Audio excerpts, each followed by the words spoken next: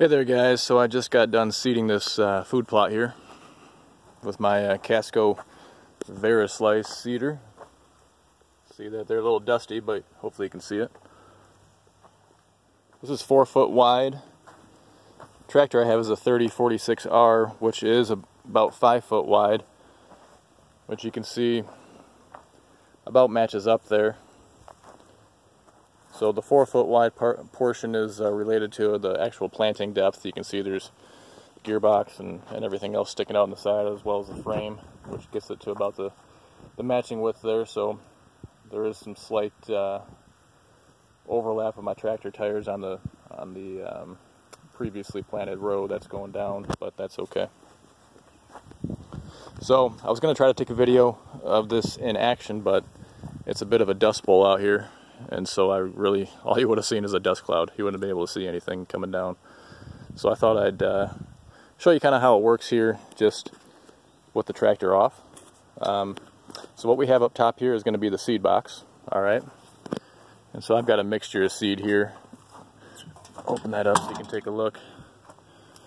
Some sunflower, peas, oats, clover, a whole bunch of stuff in there. Some other stuff too, buckwheat. This chart here is going to tell you how many pounds per acre if you're going to be planting them by themselves, and then the setting there. The 3/16 is not the depth, which I thought it was a little chart there just to tell you how deep to plant, but actually it's related to the setting, which is on this little gauge here. You can see, and so this disc here will slide in and out depending on how you adjust this arm right here. So you can loosen this nut, this little wing nut here, and then you can slide. You know, I'm going to move this handle back and forth, and you can see this adjust here, one way to another. So I've got it pretty much at the wide open setting right now for this mixture here. I started out at about the half setting, and really wasn't getting much seed down to the ground. So I opened it all the way up, and it seems to be doing a pretty good job with the planting there. So how this works is you do have the seed box again, all right, and then you can see these drops right here, every maybe it's 6 inches or so, there, here, and here as well. And so that's basically there's just going to be seed that's flowing down through and dropping into this little basket right here, this little tray, all right. And then right down here in the middle, right through here, hard to see, there's an opening right in the very bottom of this. So all the seed just kind of funnels down and is dropping down through there. Then we'll come over here and take a look at the side. Here's a good look at it. So here's where I was pointing to. This is the little opening. All that seed's going to funnel down all along here, and then run right down inside here. Okay, and then it's dropping down right here. All right. And so the idea is you use the discs to essentially cut a little trough where your seed's going to go. You can kind of see all the little rows that are here.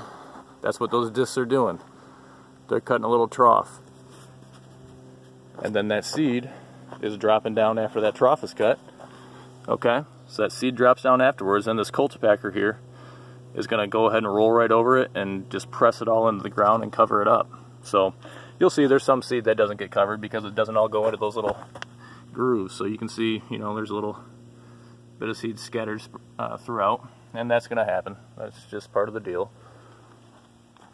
So, and what drives the seed to drop is actually a gear system and chain system that's tied into this cultipacker. So this needs to be on the ground and constantly rolling. And when that happens, you can see inside here, you see this chain that's tied up into here. Okay, that's all right to this gear here, which is driving the little mechanism that goes through the hopper.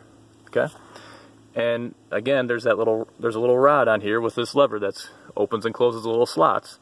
And so if you have a slot that's this wide, as things turning around, it's just letting seed fall down through as it opens up and fall down through and fall down through.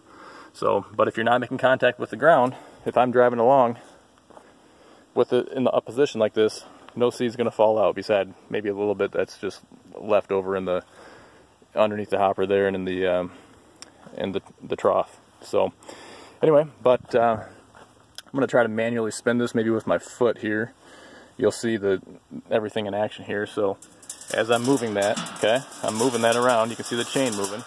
you can hear the seed coming down. See it just dropping right out of there? And that's just falling down. We can take a look down here. See that, all that seed that's scattered all across there? Some of it's hard to see, I know, but quite a bit. So basically, if it was touching the ground, it'd be, a lot of it would be going right into the slits that these discs create, dropping right down in there, and then getting rolled over here with the cultipacker. And even the stuff that's not going in the slits with the discs are still, most of it's going to get covered up. So, but anyway, that is how this works. Pretty handy tool here.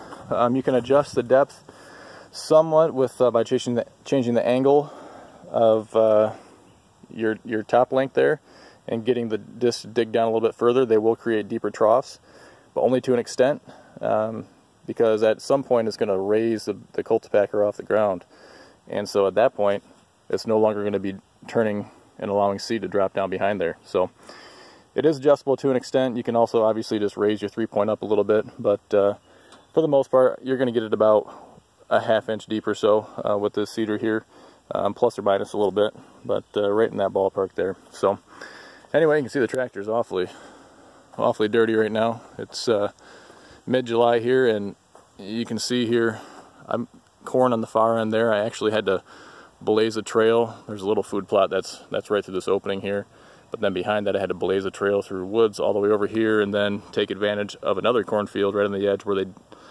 didn't get very good germination and didn't plant that close to get out to a main path and then back. But this is about the last chance I have this year to get back in here, and so I had to take advantage of it.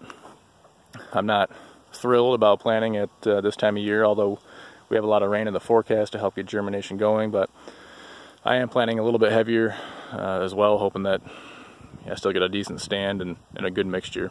I'm also going to be overseeding in the fall with winter wheat.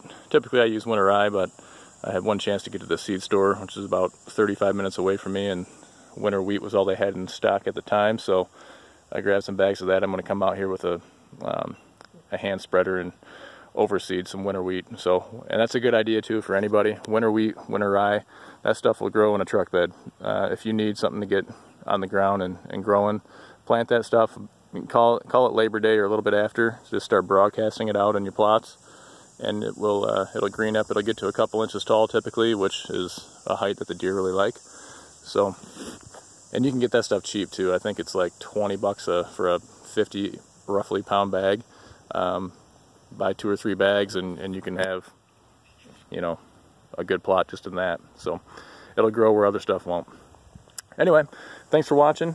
Hope that helped explain how a seeder works, at least this type of seeder. There's a lot of them out there, and good luck on your hunting season.